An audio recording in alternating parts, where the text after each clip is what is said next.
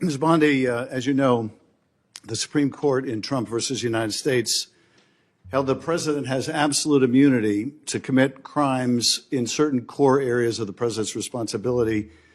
One of those core areas is the Justice Department. So in a breathtakingly dangerous and irresponsible decision, Justice Roberts and the majority held the president can commit crimes using the Department of Justice and be immune from prosecution.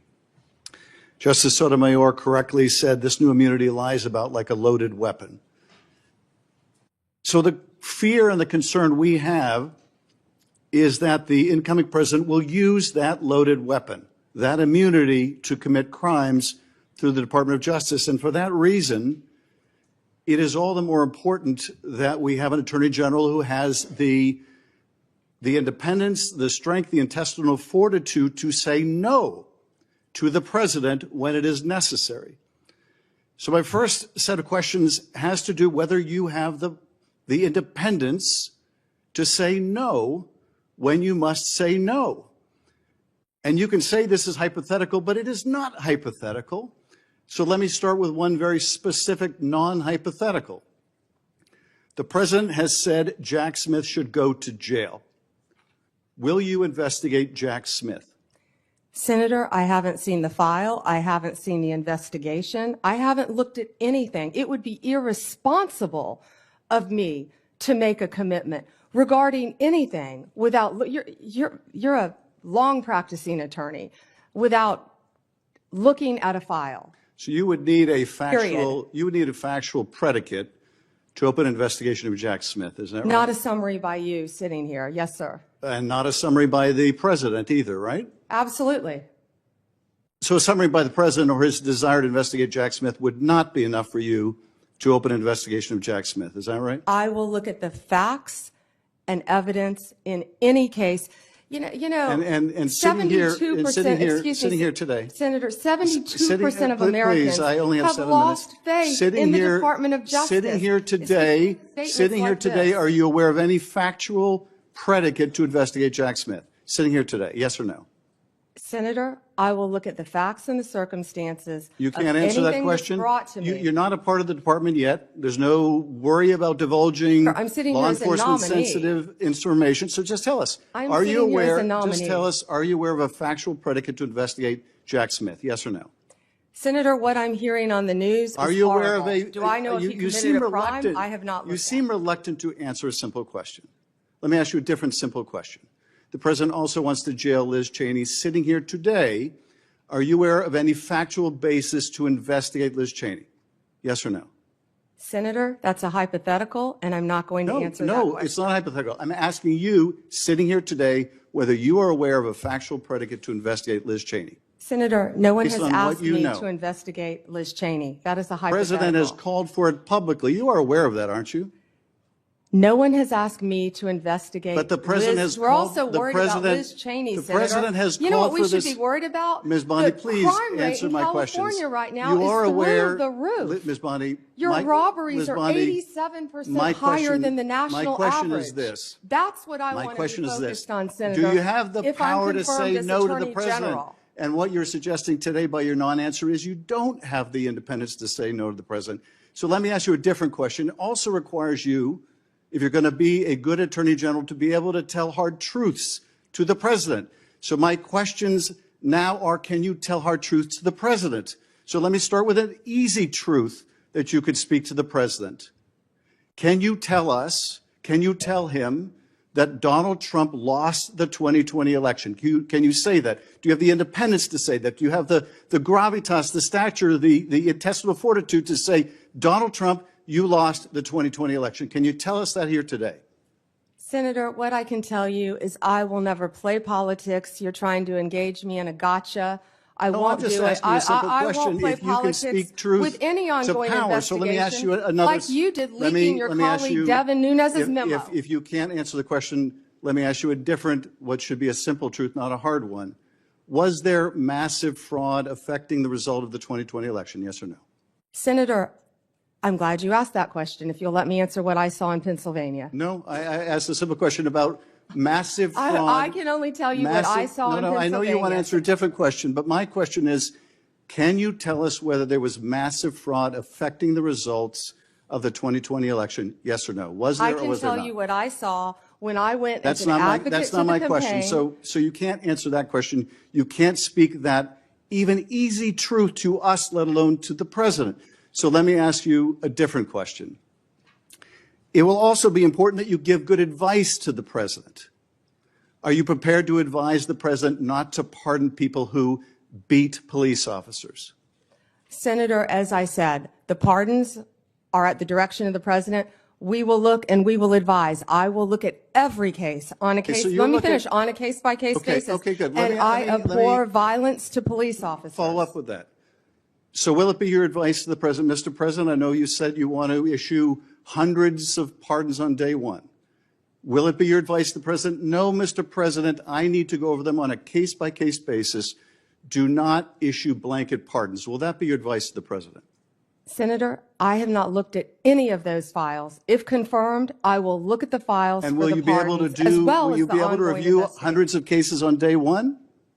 I will look at every file I am asked to look at. Of course you won't. So will you advise the president? Can I answer the question? Well, my question I would have plenty of staff. You said, of course you want. You'll be able to review Listen, hundreds I'm of not going to cases on the first mislead day? this body nor you.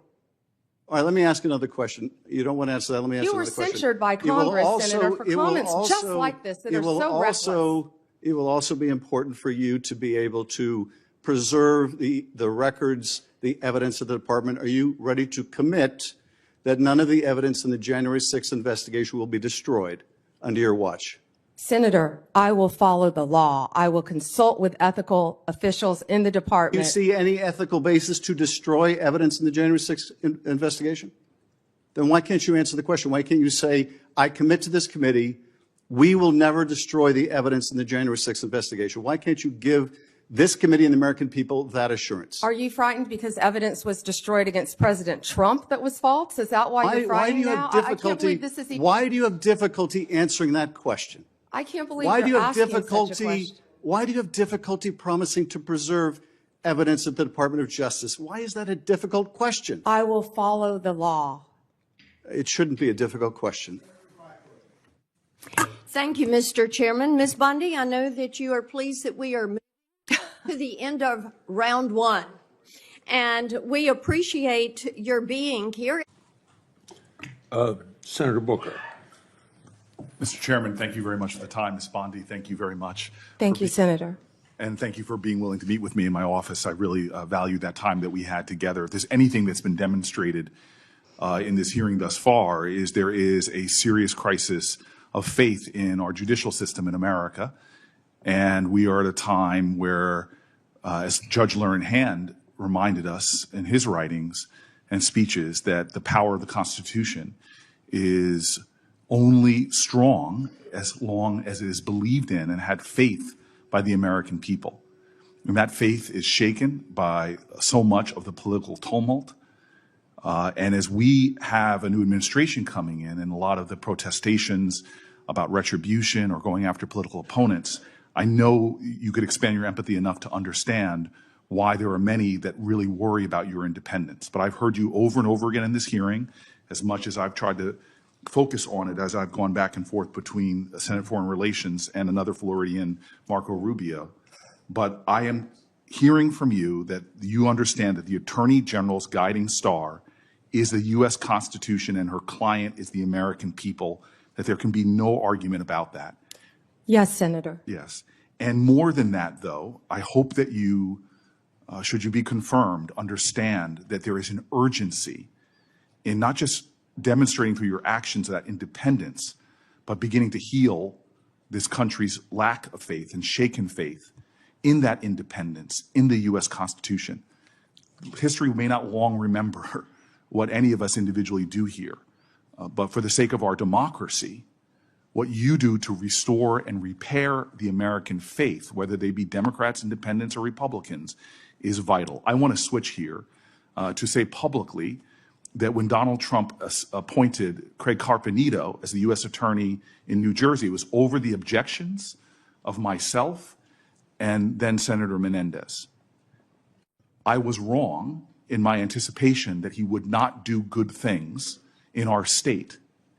He partnered with local leaders like those in Newark, New Jersey, to dramatically drive down crime. He was good for the safety of the city in which I live and the one that I led. Part of his strategy was to focus his resources on the most violent criminals. But that also meant that he used something that you know of called prosecutorial discretion. His strategies aligned with that of local leaders and was able to create historic drops in our murder rate. You know, through your experience, and you're intimately familiar, that enforcement decisions prosecutors must make every day, which charge to bring, which plea deal to offer, or what sentencing recommendation it makes, it's very important that local prosecutors understand that. Given this enormous discretion our legal system gives them, that they are best determined to make decisions about public safety. I'm very concerned that many people are starting to call for a time in our country where the Department of Justice should prosecute state and local prosecutors who exercise that prosecutorial discretion. As Attorney General, will you commit to respecting the autonomy of state and local prosecutors?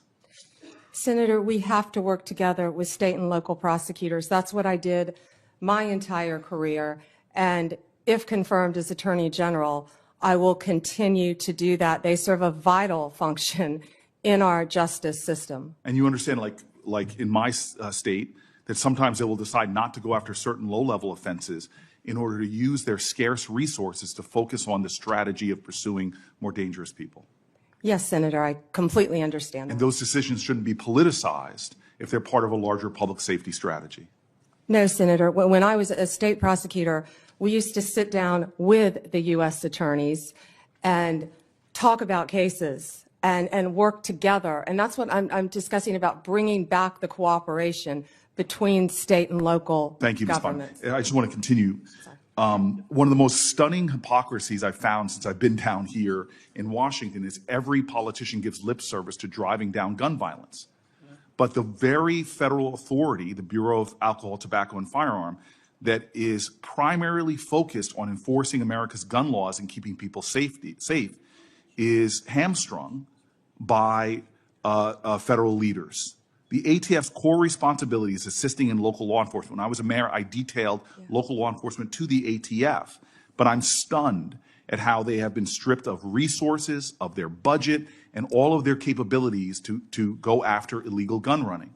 When I was mayor of the city of Newark, we couldn't find one gun crime that was done with a legally purchased gun. But when I turned to the ATF leader at that time told me in private, we don't have the resources, support, or legal ability to go after these crimes.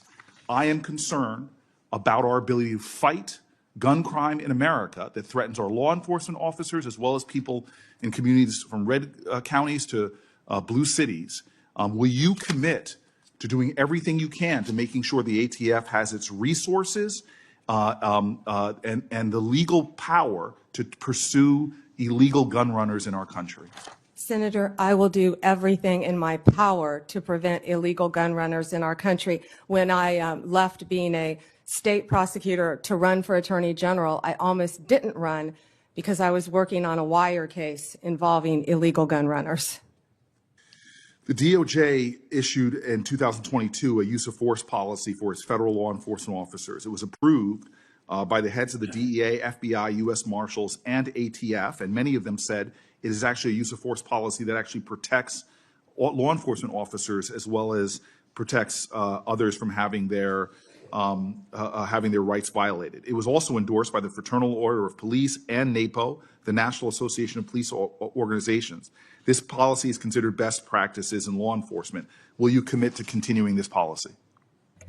Senator, I have not read the policy. I will review the policy, and I will report back directly to you if I am confirmed as Attorney General, and consult with law enforcement. Absolutely. And I would appreciate if you looked at the policy and I submit questions for the record, hoping that you can elucidate maybe more of your thoughts on this. Certainly. And then I will also say, as my last question, because I see my time has run out and I look forward to a second round, the DOJ issued a policy regarding chokeholds, which limited the use of no-knock warrants and chokeholds It's worth noting that Florida has outlawed no-knock entries altogether since 1994. Would you commit to continuing the 2021 DOJ policy on these issues? I'm familiar with the policy. I have not read it. I'm committed to reading it and studying it and reporting back to you on that policy once again. Thank you. Mr. Chairman, thank you. Senator Hawley. Thank you very much, Mr. Chairman. Ms. Bondi, welcome. Congratulations.